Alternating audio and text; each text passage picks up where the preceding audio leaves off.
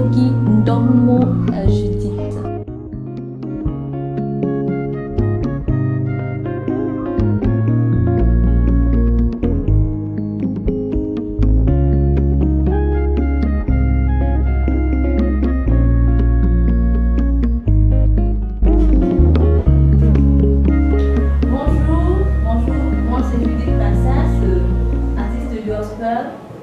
Là, nous sommes dans mon bureau. En dehors de la musique, je suis également cadre de l'administration en service à la sous-préfecture de Yaoundé. Judith, peux-tu nous dire quand et comment a commencé ton handicap? Aux environs de 2 ans et demi, d'après ce que mes parents m'ont raconté. Ok, maman témoigne encore que c'est 2 ans. Donc, lorsque j'avais 2 ans, bon, j'ai été malade, j'avais le palu et après que je sois allée à l'hôpital, j'ai été injectée, en fait, on m'a injecté le Kinemas. Et c'est un produit qui n'a pas été bien administré parce que d'après un médecin, il m'a fait comprendre que parce que ça a été injecté sur le nerf sciatique, que ça a eu cet effet-là. Donc, mon handicap commence il y a 2 ans, après cette injection-là, où j'ai été complètement paralysée. Et bon, on m'a même donné 2 semaines de vie. Donc, jusqu'aujourd'hui, grâce à Dieu, je suis encore là aujourd'hui. Vraiment, Dieu est miraculeux. Donc, c'est tout ce que je peux dire en ce qui concerne mon handicap, l'origine. Quelles sont les difficultés auxquelles tu as fait face au départ? À l'âge de 6 ans où je devais aller commencer les études. Et ce n'était pas facile parce que mes parents voulaient que je parte à l'école avec mes soeurs, donc dans les mêmes établissements que mes soeurs partaient. Bon, au niveau de l'établissement, on trouvait que j'étais en fait différente. Déjà, mes camarades ne m'acceptaient pas trop immédiatement. Donc, il a fallu que je me batte aussi pour intégrer la société. C'était pas facile, les moqueries, ceux qui arrachaient même les béquilles. Ceux qui, donc vraiment, c'était pas facile, mais j'avais la famille qui me soutenait. Ma mère était là pour m'accompagner à l'école. Si c'était pas ma mère, c'était mon père. Si c'était pas mon père, c'était mon grand frère. Si c'était pas mon grand frère, c'était ma grande soeur. Donc j'étais vraiment épaulée par toute la famille. Donc chacun vraiment a joué un grand rôle dans mon évolution scolaire. Donc même par rapport à l'intégration, en fait, comme je le disais, dans tous les domaines, vraiment la famille a vraiment joué son rôle comme il fallait. La société a-t-elle fait quelque chose pour toi? La société a fait sa part d'une part parce que quand j'étais, je vais dire, à l'école primaire, les maîtresses déjà se rassuraient que quand je suis en classe, je n'ai pas de problème, je reçois les cours normalement. Elles m'ont accepté comme ça là. Ils disaient que c'était pas aussi facile, mais les maîtresses m'ont aidé, elles m'ont soutenu. Et puis maintenant, quand je suis arrivée au lycée, maintenant c'est là où j'étais vraiment, il fallait que je montre que je peux m'en sortir. Donc déjà en 6e, je me rappelle, le lycée Bimassi, en 6e 5, où premier trimestre, j'avais eu la première note en mathématiques et puis là j'ai eu le respect de pratiquement toute la classe en mathématiques. Donc j'étais vraiment, ça m'a aidé. Les affaires sociales ont fait ce qu'ils pouvaient faire. Bon, j'ai reçu une bourse de formation professionnelle en 2011. Donc c'était avec l'aide du ministère des Affaires sociales. Donc vraiment, je remercie vraiment les Affaires sociales pour cela. Et aussi les associations où j'ai eu à passer. La CAUCAM a aussi fait sa part. J'ai été membre de l'association de la CAUCAM. Et j'étais aussi membre de l'AEH de Yaoundé 1, dont l'association des personnes handicapées de l'Université de Yaoundé 1. Et dans cette association, nous avons eu beaucoup d'actions. Donc pendant que j'étais là, j'ai appris à voir les autres handicapés et à simplifier ma part d'handicap. Le recteur, bon, il se rassurait quand même qu'on soit quand même bien. Quand je dis bien, c'est qu'il faisait ce qu'il pouvait faire. Bon, il est vrai que de nos jours maintenant, lorsque on voit les amphis qui sont construits actuellement, on respecte vraiment l'approche handicap parce qu'il y a les rampes. Auparavant, quand j'étais là, c'était difficile, je pleurais même parfois parce que lorsqu'un cours finissait ici et que l'autre professeur dit que c'est dans l'autre salle, donc il fallait, ici la salle est une petite salle, c'était vraiment pénible parce que certaines personnes quittaient en courant pour aller occuper les sièges. Bon, moi alors comme je ne pouvais pas courir comme les autres, bon, quand j'arrivais sur le, bon, c'était pas toujours facile, mais quand il y avait un professeur qui me voyait, bon, il m'aidait quand même pour que je puisse avoir le cours. C'est dans certains cas, c'était pas tout le temps. Donc je vais dire, en ce qui concerne le social, vraiment la société universitaire a fait sa part vraiment aussi dans ce sens. Actuellement, c'est là, comme je vois les nouveaux bâtiments, on respecte l'approche handicap et moi ça me plaît. Et ça me plaît parce que les autres handicapés qui viennent maintenant dans les universités d'État ont ce privilège-là de ne pas souffrir la souffrance que j'ai connue par le passé. As-tu des personnes en ta charge? Pour les personnes en charge, il est vrai, lorsque j'étais en Bamayo, j'avais mes 2 petits frères qui étaient à ma charge, donc je m'occupais d'eux étant en Bamayo. Bon, là on m'a affecté, il y a déjà 6 mois à Yaoundé, et c'est pendant l'année scolaire qu'on leur a affecté. Donc je ne pouvais pas leur faire déplacer comme ça pour venir sur Yaoundé. Donc j'ai voulu qu'ils restent là-bas pour finir avec leur examen. Quel conseil as-tu à donner aux autres personnes handicapées? Un conseil que je peux donner aux personnes handicapées, c'est que l'handicap n'est pas une fatalité. Il est vrai qu'à un certain âge, parfois on se dit qu'on n'a pas d'avenir. Et pourtant, bon, il y a tout. Dieu ne fait rien pour rien. S'il a permis que quelque chose arrive dans le physique, ou bien que, bon, je vais dire surtout dans le physique, c'est pas pour notre destruction, c'est pour, en fait, le Seigneur lui veut qu'on utilise nos points de faiblesse comme étant des stratégies pour être plus fort, pour aller au-dessus, donc pour relever vraiment les défis.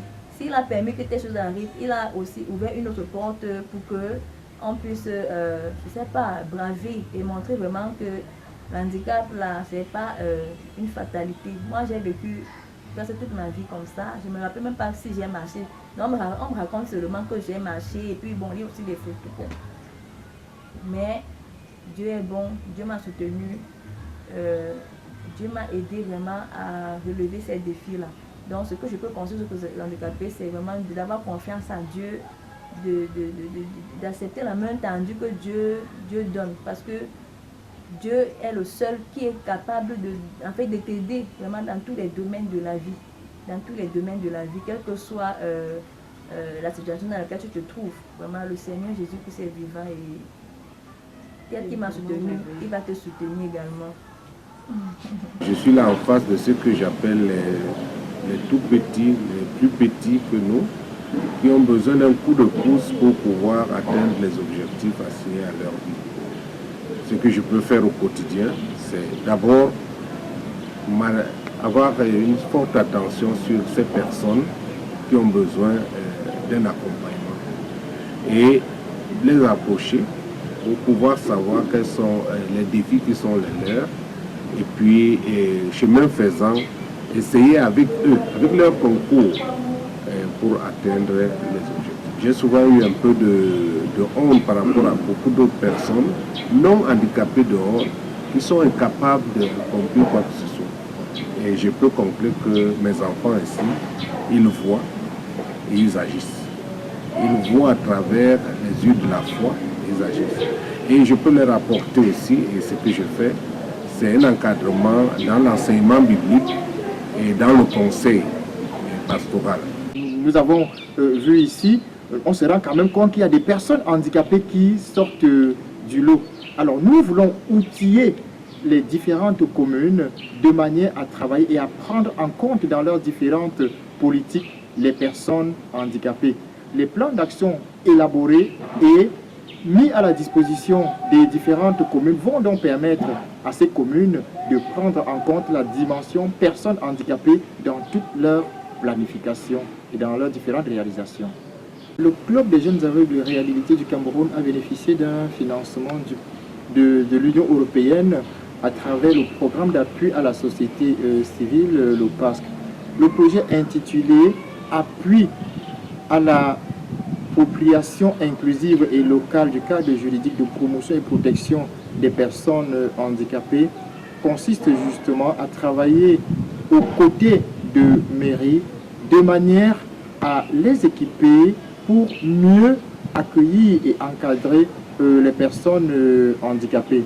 Nous avons dans un premier temps fait un état de lieu à travers la réalisation d'un rapport du diagnostic du capital social dans les 7 communes du département du Fundi. Ensuite, nous avons travaillé avec les mairies pour élaborer un plan d'action de promotion et protection des personnes handicapées. Voilà en gros ce que nous faisons depuis quelque temps avec les communes du département du Fundi. Nous ne sommes pas du tout indifférents à ce que représente pour nous l'appui aux personnes handicapées. Au niveau de la municipalité, nous accordons beaucoup d'attention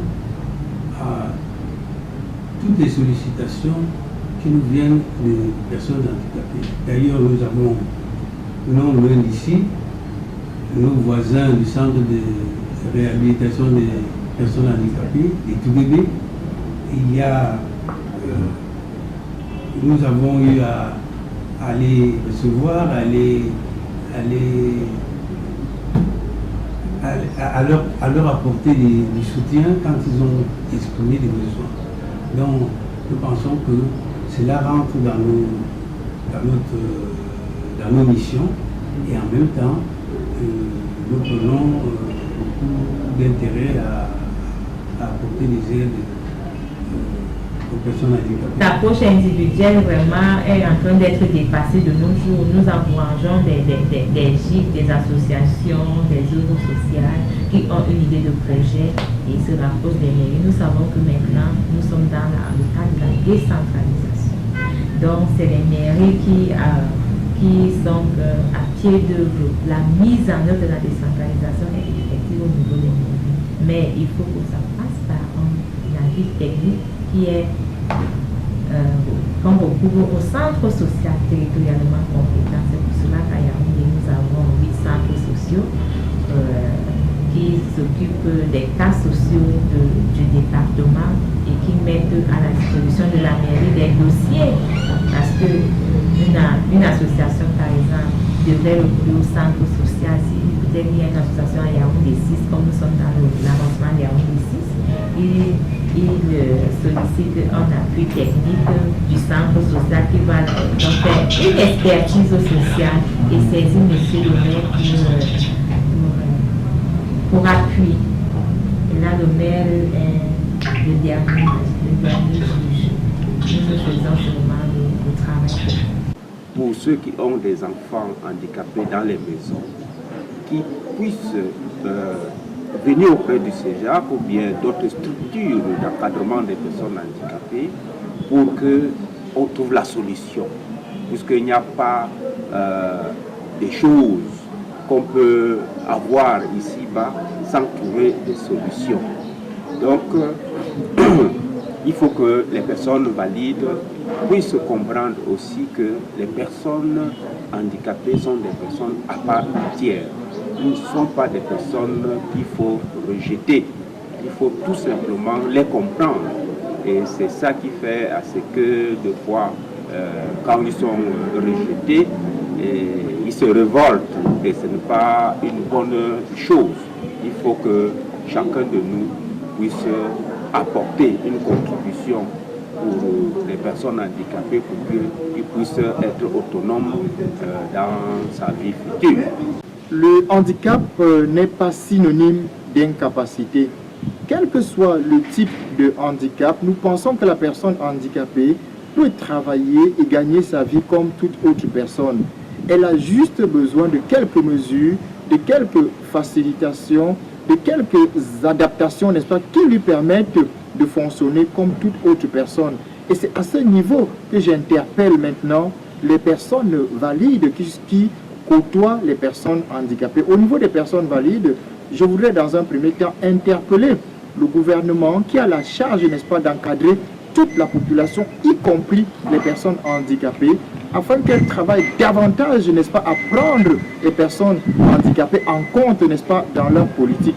Au niveau des organisations de la société civile et même des entreprises, je voudrais leur dire que les personnes handicapées sont capables de travailler, capables d'être aussi rentables que toutes les autres personnes. Elles ne doivent pas hésiter, n'est-ce pas, à recruter, n'est-ce pas, les personnes handicapées au sein de leurs différentes entreprises.